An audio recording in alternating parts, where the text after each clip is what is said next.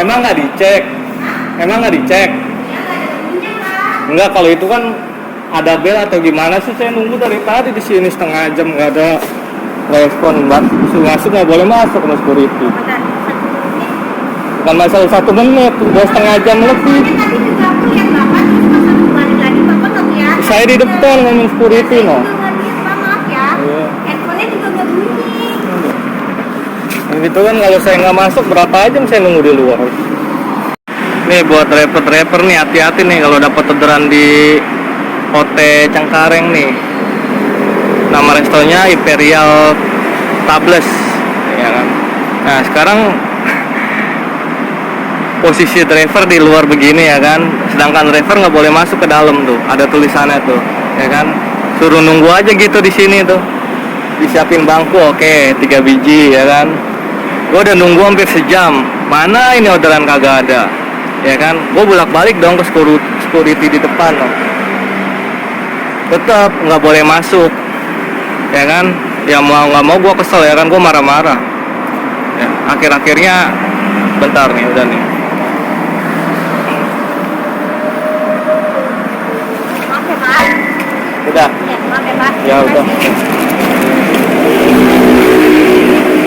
Ya kan. Baru jadi nih makanan gue udah sejam nih, nggak ada orang lain padahal. Ya kan. Gue paksain masuk ke dalam.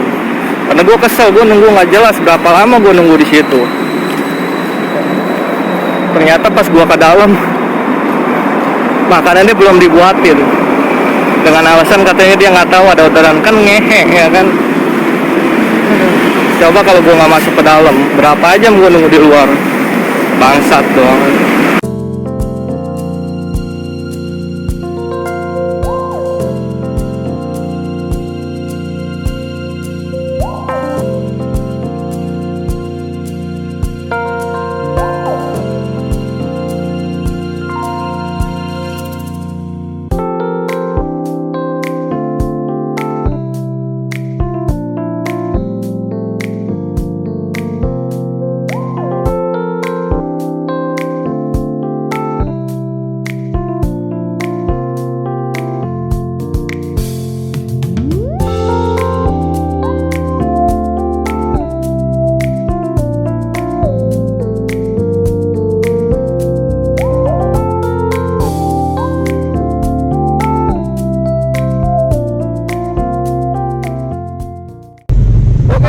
Selamat sore teman-teman dimanapun kalian berada. Hari ini gue mau buat konten tentang keluhan driver ya. Jadi tentang pengambilan barang ya Ton ya. Pengambilan resto makanan ya. Jadi mau Gojek, mau Shopee Food, mau Traveloka, mau apapun bentuknya di satu lokasi ini. Ketika kita dapat orderan di lokasi ini, kita selalu bermasalah dengan security ya, security di salah satu gedung di daerah Jakarta Barat, dekat Cengkareng juga sih. Gedung apa? OT ya? Disebut di gedungnya nih. Iya, nggak apa-apa, sebut aja biar lebih enak aja. Di gedung OT ya. Ya memang kita tahu istilahnya setiap gedung pasti ada aturannya. Tapi ya mohon konfirmasinya dari pihak security-nya ke restoran juga, bukan jadi didiemin nunggu kelamaan tanpa ada reaksi apapun. Menurut gue sih seperti itu kira-kira ceritanya. Jadi ceritanya seperti apa nih Ton, yang ngeluh-ngeluhkan gitu di restoran tersebut gitu loh. Ya nih kemarin kan gue dapet orderan nih Bang di resto itu nih. Ya, Gue tanya security dong, Bang ini resto ini di mana Bang ya? Lu Bang tunggu aja di situ di depan pintu katanya. Nggak boleh masuk, tunggu aja nanti orang restonya keluar katanya. Ya Oke. udah, gue tunggu kan. Gua tunggu udah setengah jam nggak keluar kata gue kan. Gue balik lagi ke security. Tetap nggak bisa Bang, nggak ada akses buat ke dalam katanya. kata security-nya. Security-nya katanya nggak ada akses buat ke dalam katanya. Oh ya udah, gue ngerokok dulu dah di situ kan. Gue ngerokok, gue balik lagi tuh ke depan itu, tetap nggak ada.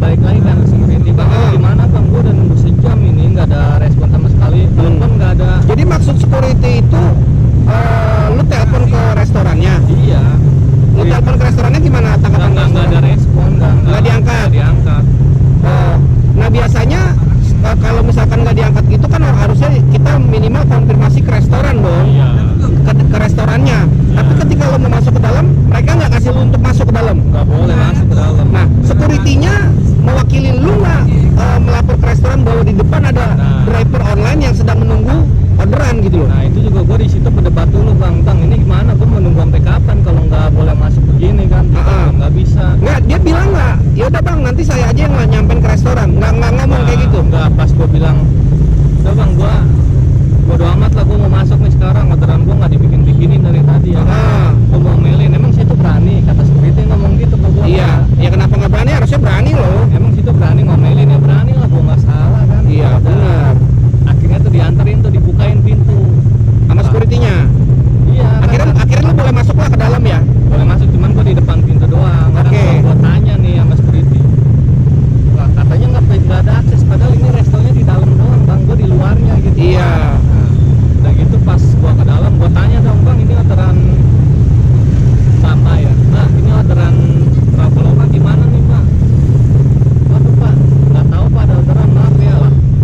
Loh, berarti kalau lu nggak masuk ke dalam dan nggak ngasih tahu infonya bahwa lu dapat orderan, berarti restorannya nggak tahu sama sekali dong. Ya makanya kan kurang aja kan kalau kayak gitu kan. Ini buat pelajaran aja nih driver nih, kalau emang dapat kejadian kayak gue mendingan maksain masuk kayak ke dalam restonya lah ya. Lu kenapa diambil? Emang niat lu mengambil? Yang mau gue ambil bang, karena gue kan kalau gue main food kan mau resto apa mau orderan Bener apa, sih, gua ambil semua. bener. Jadi sebenarnya kejadian yang kita nggak boleh masuk sih sebenarnya bukan 1-2 restoran sih Ton ya. Banyak juga memang restoran-restoran di daerah Jakarta Selatan yang memang kita disuruh nunggu di depan, tapi restorannya tahu. Tapi pertanyaannya sekarang kan ketika kita menunggu di depan kan tempat duduk aja nggak ada. Istilahnya panas-panasan. Gimana kalau posisinya hujan, nggak ada atapnya, kita suruh nunggu di depan tapi kita nggak boleh masuk ya kan? Minimal disediain tempat duduk. Tapi banyak juga restoran yang memang kita disediain tempat duduk, dikasih minuman, dikasih cemilan. Ya ada juga beberapa restoran yang memang ada kopinya Ton. Ada suruh bikin kopi gitu loh. Seperti bebek penyet di daerah Kaleo Cempaka Putih itu, ketika kita dapat orderan di situ ada tempat buat kopi ya, buat ojol gitu, tempat ruang buat nunggu seperti itu. Tapi ada juga beberapa restoran yang brengsek kayak gini nih, yang dibilang kayak gini. Ya kemarin keluhan lu juga yang namanya restoran nggak bisa ditelepon, tiba-tiba restorannya tutup, ditelepon nggak bisa, itu kan nyusahin ya. Nah kejadian begini lagi, dimana kita dapat orderan dari aplikasi ojek online, tapi si restorannya nggak tahu kalau dia dapat orderan. Iya. Nah, ojek online-nya nggak bisa masuk ke dalam karena nggak dikasih masuk sama security. Minimal kalau security nggak boleh masuk, driver ojol ini dia nyampein dong ke dalam, pesenin dong ke dalam bahwa di depan itu ada driver ojek online sedang menunggu pesanan seperti itu. Karena posisinya lu coba telepon nggak bisa ya Ton ya. Bisa. Nah ini juga kurang ajar juga restoran-restoran seperti ini. Jadi gue sih sebenarnya nggak menyalahkan restorannya, tapi gue lebih tentang ke karyawannya yang mungkin agak lelet kerjanya.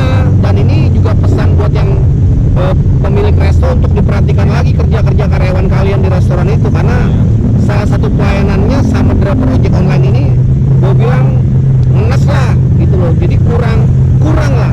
Artinya ojol ini beli loh, bukan ngutang di situ. Tapi kadang-kadang pelayanan driver ojol sama masyarakat biasa beda Ton, emang Ton. Jadi kayak songong tau lo, padahal kita beli bukan bayar, bukan gratis gitu loh. Kejadian yang di PIK kemarin juga sama ya Ton ya. Ini yang di pick ceritain nggak nih? Ceritain aja nggak apa-apa, biar semua orang tahu di sini. Sengaja nggak apa-apa. Betul, gua Nah ini ya juga kejadian lagi di PIK. Dia dapat orderan, tapi yang diduluin masyarakat umum, padahal dia duluan yang nyampe seperti itu. Jadi ceritanya itu mendingan Bang. ya waktu yang di pick ya, yang di pick tuh gua dapet orderan kan di resto itu kan. Gua datang udah ngasih nih bang, ini orderan ini, oh ya udah tunggu duduk. Nah udah gitu gua udah duduk tau, nggak lama ada nih customer datang beli ya kan. Nah beli mungkin orderannya sama gua kan. Gua Iya. denger tuh si kasir itu ngomong ke atas, Pak yang ini duluin ya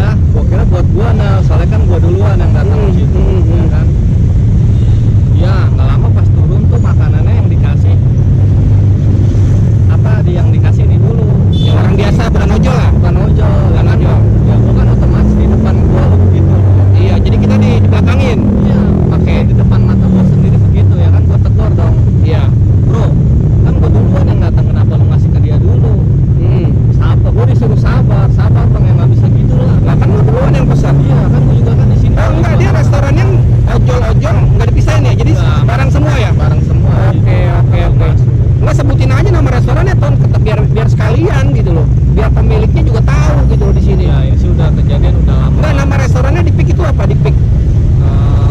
8 spicy apa tuh ya. Gua kemarin juga sempat mau nge-DM ininya siapa, udah nge-DM Pemilik restonya. admin restonya. Oke, Gua oke. ceritain gini, cuman dia nanya kenapa emang bisa dijelasin kronologinya, cuman gua bilang udahlah nggak usah lah, biarin lah, Kasihan juga karyawannya. karyawannya. Nah tapi kalau nggak digituin juga karyawannya songong. Ya iya, nah karyawannya gua sampai songong. mau ribut, nah gua bilang gua sampai ngegebrak meja lu ke gua. Iya. Sabar bang, gini ya nggak Jadi bisa. lu duluan yang sampai, tapi makanannya nggak diduluin lu, Iya. tapi ke yang bukan ojol. Iya, gue bilang kan sampai ngegebrak meja gitu, gue disuruh sabar. Gue bilang bang, bukan setelah itu gue customer, orang itu juga customer. Iya kan kita Sama-sama beli, customer. kita beli gitu loh. Kenapa harus ojol dibelakangin gitu loh? Makanya, aduh.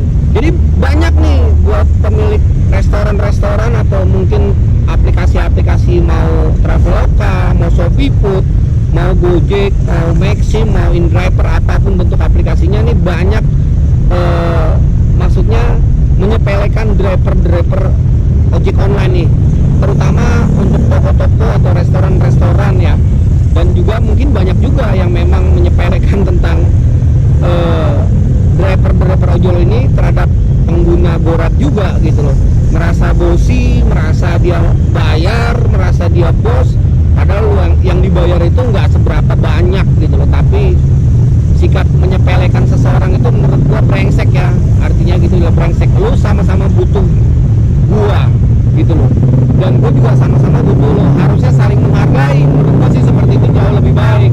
Nah ini juga kejadian juga memang beberapa kali gua pernah dapat juga ton dari Pik 2 ke Somerset Sudirman ya, apartemen.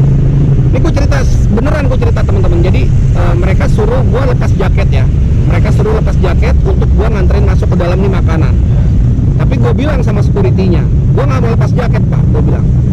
Nah itu kan di Somerset, di daerah apa sih, rumah sakit Minto Harjo lah itu, daeratannya Minto Harjo sih itu, rumah sakit Minto Harjo ya. Jadi gue masuk ke dalam, sebelum gue masuk ke dalam gue ketemu pos pertama. Pak saya mau nitip makanan nih, Pak silakan masuk ke dalam aja katanya gitu kan. Nah tapi gue pakai jaket Gojek dong. Nah setelah gue mau masuk ke dalam, karena gue masih pakai jaket Gojek, pas mau masuk ditahan, Pak jaketnya lepas dulu, taruh di motor. Menurut gue nggak ada yang salah dengan jaket gue, dan jaket gue bersih, nggak kotor juga. Ya gue tahu sih sebenarnya memang kalau namanya apartemen atau mall-mall itu memang kita nggak boleh pakai atribut. Tapi taruton. Kenapa JNE atau mungkin JNT, gue beberapa kali ngeliat mereka bisa kok keluar masuk ke dalam pakai atribut JNE, JNT ya. Itu beberapa kurir paket pengiriman boleh. Kenapa Gojek nggak boleh gitu? Pertanyaan gue. Artinya kalau gue lepas jaket, di mana orang di gedung itu mengenali gue sebagai driver ojek online? Di mana penerima barang ini mengenali gue sebagai driver Gojek atau customer service di dalam gitu loh. Makanya mungkin banyak driver GoFood ya di Pik ya, itu nggak menggunakan atribut ojek online sama sekali, karena mereka keluar masuknya memang Pik Avenue ya. Jadi pakai jaket biasa. Ini juga teguran buat aplikasi nih menurut gua. Kalau memang atribut ini bermasalah, kalau kita masuk ke dalam nggak berarti kita nggak ada gunanya dong pakai atribut aplikasi. Menurut gua sih gitu loh. Menurut gua sih seperti itu ya, nggak ada gunanya dong kita pakai atribut.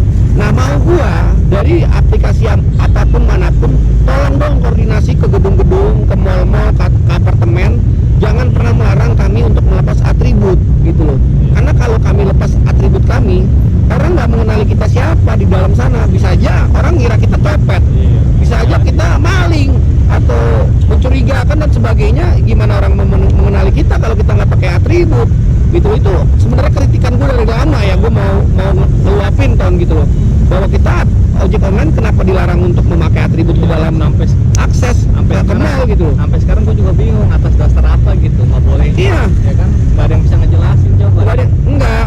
Kalau mungkin dibilang jaketnya kotor, ada beberapa mungkin driver ojol, gue bilang nggak semua ya kawan-kawan, yang memang dekil ton, dekil, robek-robek, is oke lah, itu nggak, itu dilarang boleh lah, tapi jangan semua dong disamakan gitu loh. Kan ada juga driver yang memang nggak dekil, nggak kotor atau nggak robek-robek jaketnya.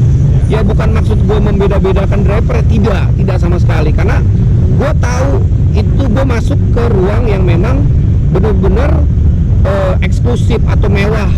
Gue juga harus menyesuaikan pakaian gue ke dalam. Ketika gue memang jaket gue robek-robek, gue masuk ke dalam, otomatis jaket pasti gue lepas. Gue tahu diri lah. Tapi jangan semuanya dipukul rata.